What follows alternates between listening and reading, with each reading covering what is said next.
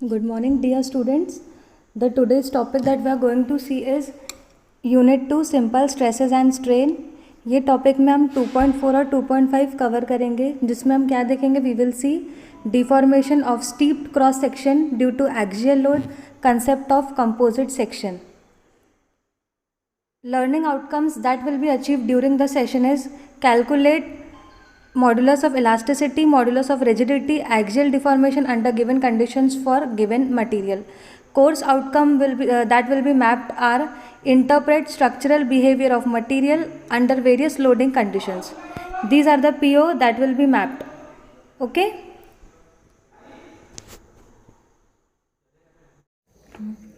Good morning, dear students.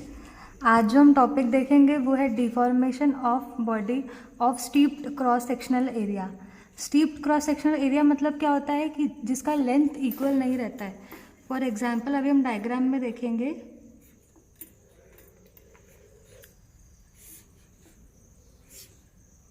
ये कुछ इस प्रकार का बॉडी है जिसका क्रॉस सेक्शनल एरिया कैसा है, सेम नहीं है. यहाँ पे डिफरेंट है, यहाँ पे डिफरेंट है और यहाँ पे डिफरेंट है.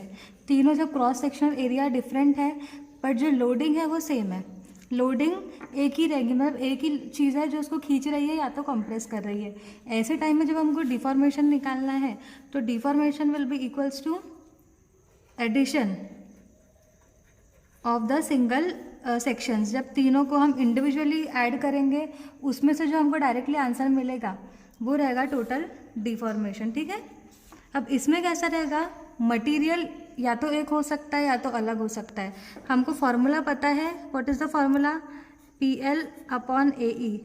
It will be for first, PL upon AE for second and this will be for third. अब इसमें कैसा रहेगा, एरिया जो रहेंगी वो अलग रहेंगी, एरिया जो रहेंगी वो अलग रहेंगी. लोडिंग सेम रहेगा तो हम लोडिंग को कॉमन बाहर निकाल सकते हैं. लेंथ जो रहेगा वो भी सेम रह सकता है या अलग, वो उस पर डिपेंड करेगा. ठीक है. और ई भी शायद सेम रहेगा. तो फिर बाकी जो बचा रहेगा हम उसको डायरेक्टली ऐड कर सकते हैं और हमको डिफॉर्मेशन मिल जाएगा. ठीक है. अब इसको हम न्यूमेरिकल्स के हेल्प से समझेंगे. Now we will see the numerical. Okay. अब ये जो सेक्शन हमको, ये जो मटेरियल का दिख रहा है बॉडी का, ये क्या है, स्टीप्ड क्रॉस सेक्शनल एरिया है. मतलब पहले छोटा है, फिर वो जो एरिया है इसकी बढ़ती जा रही है और फिर से वो कम होते जा रहा है. तो इसे हम क्या बोलेंगे, स्टीप्ड क्रॉस सेक्शनल एरिया. ठीक है. अब हमको इसमें निकालना क्या है, वी हैव टू डिटरमाइन और find the elongation of the bar. We know the formula for elongation. What is the formula? PL upon AE. ये कॉमन है. अब यहाँ गिवन डेटा मैं इसलिए नहीं लिख रही हूँ क्योंकि यहाँ पर सब मेंशन्ड है. यहाँ पे क्या मेंशन्ड है, लोड है P किलो न्यूटन. फिर भी मैं लिख देती हूँ गिवन. गिवन में हम क्या बोल सकते हैं कि P will be 15 kilo newton. इसके यूनिट्स हम कन्वर्ट करेंगे 15 into 10 to the power 3 newton.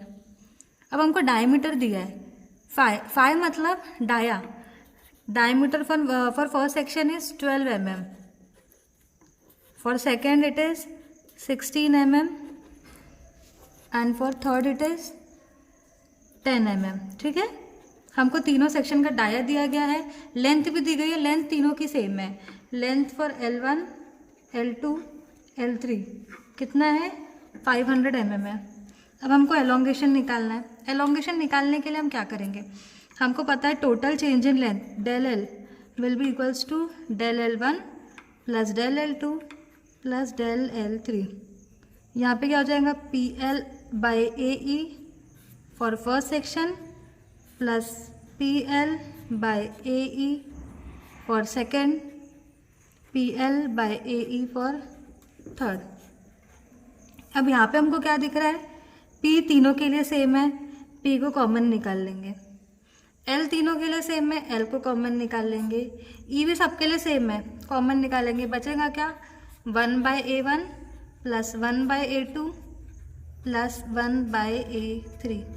अब वैल्यू सब्स्टिट्यूट करेंगे, क्या मिल जाएगा, P कितना है हमारा 15 into 10 to the power 3 into length. Length कितनी है 500 mm. E कितना है 2 इंटू 10 टू द पावर 5. और एरिया करेंगे 1/.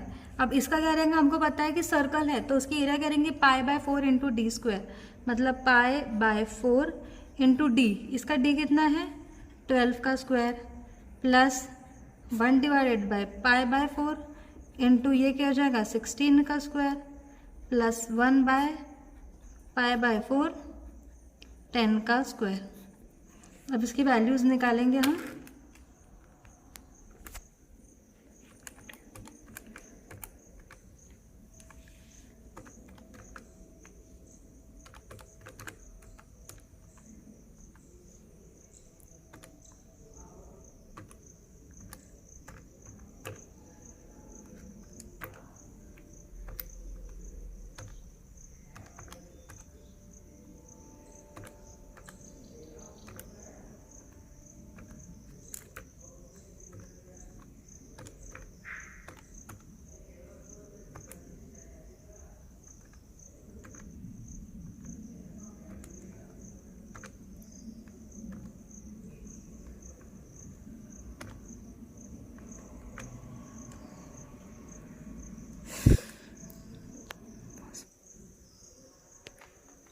So the answer is 0.99 mm.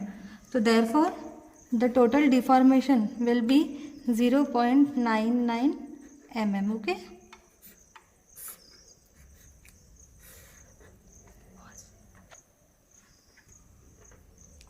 अब जो हमारा नेक्स्ट न्यूमेरिकल है वो हम देखेंगे कंपोजिट बार में। अब कंपोजिट बार कैसा रहता है, देखो क्वेश्चन पढ़ेंगे। अ composite bar comprising of aluminium and steel as shown, find the value of P if the net elongation produced in the bar is 2 mm.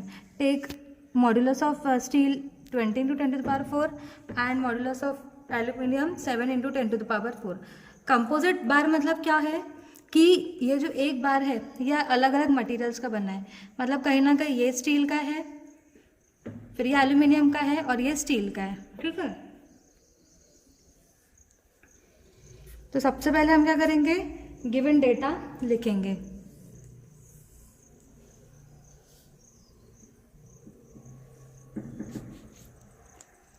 अब यहाँ पे क्या दिया है हमको, the net elongation produced in the bar is 2 mm। ठीक है, net elongation मतलब डेल एल दिया है हमको, 2 mm हमको इलोंगेशन दिया गया है। ठीक है, modulus of elasticity of steel is 20 into 10 to the power 4 newton per mm square और modulus of elasticity of aluminium is 7 into 10 to the power 4।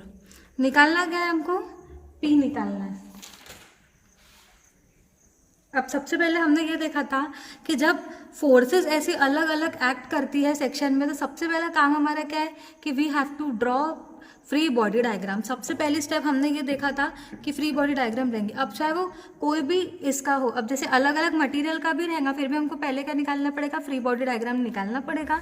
उसको इंडिविजुअली हमको कैलकुलेट करना पड़ेगा और फिर नेट कैलकुलेशन में उसको वैल्यूज डालना पड़ेगा। ठीक है, तो स्टेप 1 हमने देखा था कि first we have to draw the FBD, draw free body diagram.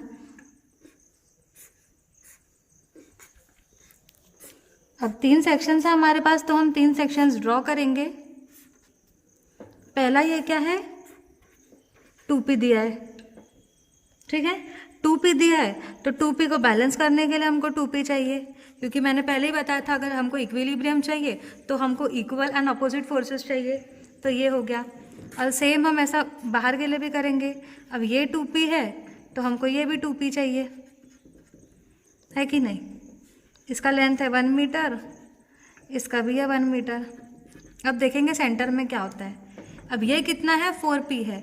4P में से 2P गया तो कितना बचेगा, 2P बचेगा। ठीक है, बट कौन सा साइड में जाएगा, वो ये साइड में जाएगा। क्यों, क्योंकि जब ये दोनों को हम ऐड करेंगे तो इसका आंसर 4 आना चाहिए, तभी स्टेबिलिटी है। अगर इसके चेंज में अगर हम इसको ऐसा रखते तो कैसा हो जाता है, 2 - 2 0 हो जाता। तो क्या वो से अपना जो चेक रहता है वो प्रॉपर रहता है क्या, नहीं। तो इसका डायरेक्शन भी ऐसा रहेगा। ठीक है, अब ये बैलेंस करेगा, ऐसे ये 2P है तो यहाँ पे ये 2P चाहिए। अब हम देखेंगे कि बराबर आ रहा है कि नहीं। 2P + 2P आ रहा है 4P, मतलब हमारा सही हो रहा है। ठीक है,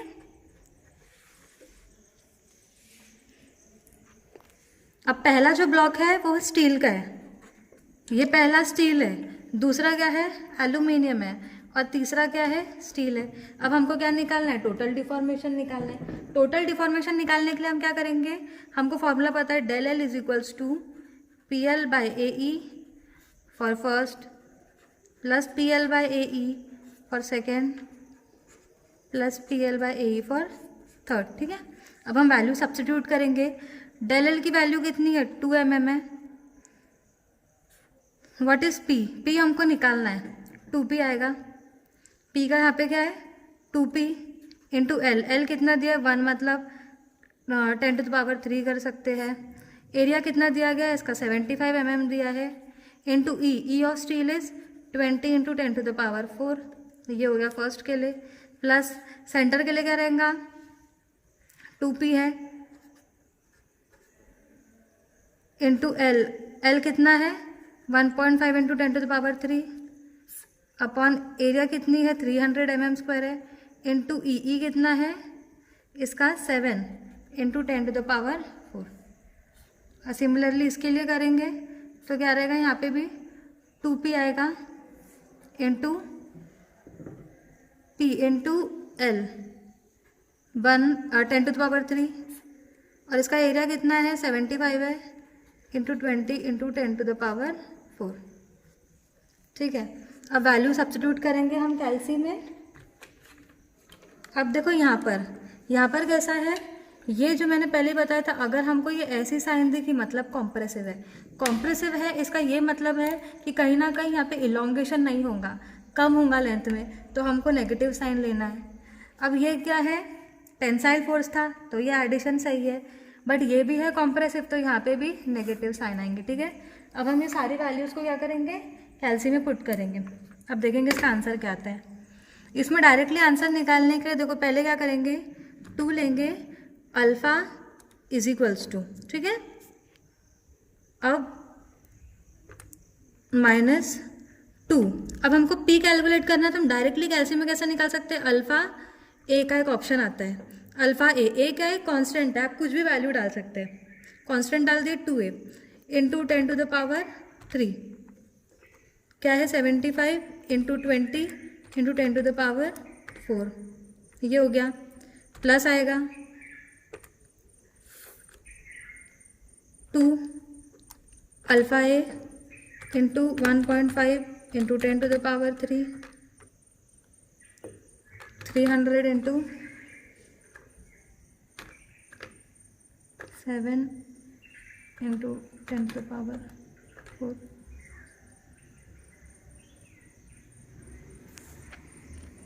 अब हमने सारी वैल्यू सब्स्टिट्यूट करी। अब हमको क्या चाहिए इसमें p चाहिए, तो अब क्या करेंगे ये सारी वैल्यूज तो डाल दी, अब shift comma alpha A shift is equals to solve, हमको अब a चाहिए, अब इक्वल्स टू करेंगे तो हमारा आंसर निकल जाएगा। अब हमारा आंसर कितना आया -16153.84 न्यूटन। ठीक है, अब किलो न्यूटन में क्या कर देंगे 16.15 किलो न्यूटन, मतलब कहीं ना कहीं क्या नेगेटिव साइन इंडिकेट्स कि हमारा जो फोर्स है वो क्या है कॉम्प्रेसिव है नेचर में, हमारा जो फोर्स है वो क्या है कॉम्प्रेसिव है नेचर में। ठीक है, now we will see the next numerical. Okay, अब इसमें क्या बोला है, a composite bar comprising of aluminium and steel is as shown in figure. एक बार है जो क्या है दो मटेरियल का बना है, एक तो एल्यूमिनियम हो गया और एक तो स्टील हो गया, ये दोनों कंबाइंड में है। ठीक है, find the value of p, हमको क्या निकालना है p की वैल्यू निकालना है। If the net elongation produced in the bar is 1.2 mm, अगर जो पुल है या तो खिंचाव है, अब हमको पता है कि 1.2 mm दिख रहा है मतलब कहीं ना कहीं ये पॉजिटिव में आएगा। ठीक है, इसमें हमको क्या निकालना है फोर्स निकालना है, p निकालना है। ठीक है, अब हमको पता है कि नॉर्मल फॉर्मूला क्या है, change in length is equals to PL upon AE, हमको पता है। इसी से अब हम क्या करेंगे न्यूमेरिकल्स निकालेंगे। अब हम स्टेप 1 देखेंगे कैलकुलेट करने की। स्टेप 1 हमको पता है, what is the step 1, draw free body diagram. Free body diagram निकालेंगे अब यहाँ 2 सेक्शन है तो 2 बनेंगे। ये P है तो ये भी P चाहिए, ये P है तो ये भी P चाहिए, और ये 3P है तो हमें ये भी 3P चाहिए। अब हम देखेंगे कैलकुलेट करके कि सही हो रहा है क्या। ये तो P जैसा का वैसा वही है, ये भी 3P है। अब ये जो सेक्शन है ये दोनों सेम है, तो इसका अगर हम ऐड करेंगे तो 4 मिल रहा है क्या? हाँ मिल रहा है। क्यों? क्योंकि दोनों एक डायरेक्शन में जा रहा है, तो 1 + 3 विल बी इक्वल्स टू 4। मतलब हमने जो डिवाइड किया वो सही है, ठीक है। अब हम क्या करेंगे, इनको कैलकुलेट करेंगे। अब हमको पता है we know for calculation the change in length will be del L1 + del L2, मतलब PL/AE for aluminium plus PL/AE for steel. ये दोनों को ऐड करेंगे तो हमको डायरेक्टली डिफॉर्मेशन मिल जाएगा। अब डिफॉर्मेशन हमको दिया है, ये कितना दिया है? 1.2 mm हमको दिया गया है। अब यहाँ पे लोड क्या रहेगा? पहले सेक्शन में P × L। अब इसकी लेंथ कितनी है? 1.5 × 10⁻³ डिवाइडेड बाय एरिया। इसकी एरिया कितनी दी गई है? 300 × E। What is E of aluminium? 7 × 10⁻⁴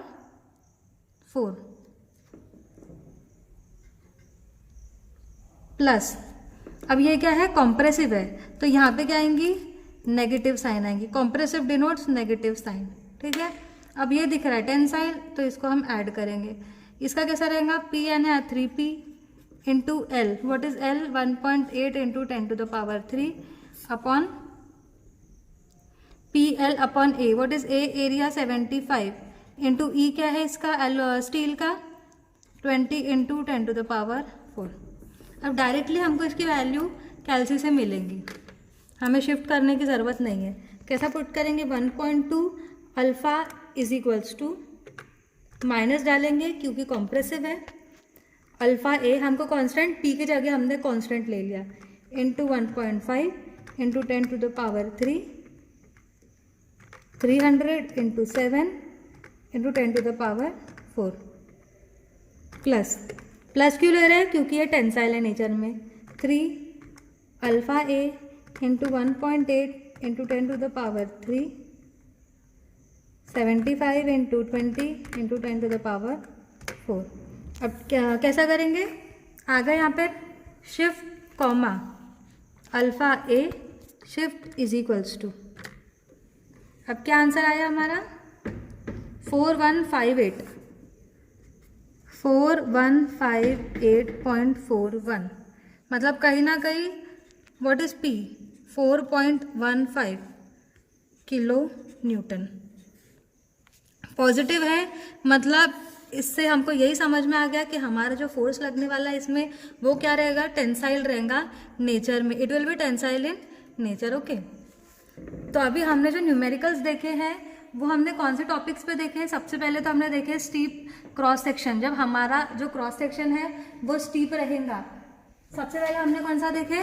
steep cross section का देखे कि इसमें हमको डिफॉर्मेशन निकालना था, तो वो हमने देखा। उसके बाद हमने कंपोजिट सेक्शन का देखे। कंपोजिट यानी जब दो मटेरियल को हमने एक तरफ बाइंड किया और तब इसका डिफॉर्मेशन हमको दिया था, तो कौन सा फोर्स उसमें लगा रहेगा उसमें हमने निकाला।